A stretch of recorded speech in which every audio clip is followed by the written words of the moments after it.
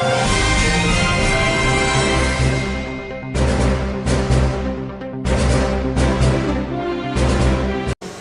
Pension திட்டத்தை கைவிடுக. அரசு ஊழியர்கள் அரசு பணிக்கு வருவதே பென்ஷன் என்கின்ற ஒரே ஒரு நோக்கத்துக்காக தான். அந்த பென்ஷன் இல்லை என்றால் அரசு பணியில் வருவதற்கு நோக்கமே இல்லை, அடிப்படை காரணமும் இல்லாமல் போய்விடுகிறது. ஸோ இந்த அரசாங்கம் மத்திய அரசாங்கத்தோடு இணைந்து இந்த புதிய பென்ஷன் திட்டத்தை அடியோடு ரத்து செய்து ஏற்கனவே பழைய பென்ஷன் திட்டத்தை எவ்வாறு ஊழியர்கள் அனுபவித்துக் கொண்டு வருகிறார்களோ அந்த திட்டத்தை அமல்படுத்த வேண்டுமாறும் இந்த கண்டன ஆர்ப்பாட்டத்தின் மூலமாக தெரிவித்துக் கொள்கிறோம்.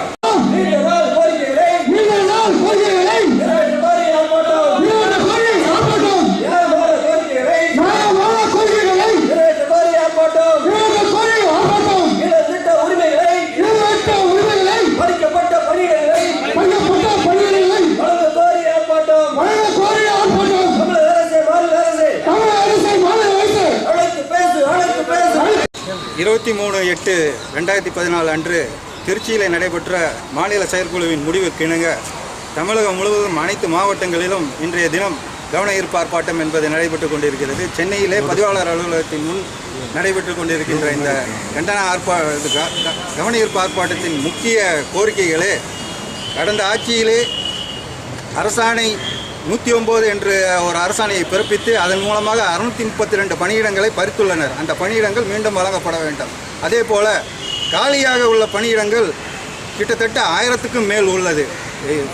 துறையிலே தற்போது 936 பணியிடங்கள் காலியாக உள்ளன. இந்த பணியிடங்களினால் பணிச்சுமை அதிகரிப்பதோடு மன உளைச்சலும் அதிகரிக்கிறது. எனவே இந்த காலி பணியிடங்களை உடனடியாக நிரப்பிட தமிழக அரசும் பதிவாளரும் முன்வர வேண்டும் என்று இந்த கூட்டத்தின் வாயிலாக கேட்டுக்கொள்கிறோம். பொது விநியோக திட்டத்திலே ஈடுபடக்கூடிய அந்த களப்பணியாளர்களுக்கு வேறு துறை பணிகளை சுமத்தக்கூடிய அந்த நடவடிக்கைகளை கைவிட வேண்டும். காலிகோணி கிடங்கி கட்டுதல் போன்ற இந்த நடவடிக்கைகளில் அரசியல் தலையீடு என்பது இருக்கிறது. அந்த தலையீடுகள் தமிழக அரசாலும் மாநில பதிவாளராலும் தடுத்து நிறுத்தப்பட வேண்டும் என்ற கோரிக்கைகளும்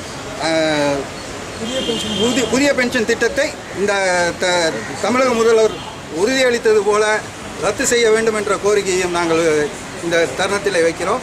இந்த துணை பதிவாளர் நேரடி நியமனம் முற்றிலுமாக தடை செய்யப்பட்டு அது கைவிடப்பட வேண்டும் என்ற கோரிக்கையும் இந்த கண்டன ஆர்ப்பாட்டத்தின் மூலமாக கவன ஈர்ப்பு ஆர்ப்பாட்டத்தின் மூலமாக நாங்கள் தெரிவித்துக் கொள்கிறோம்.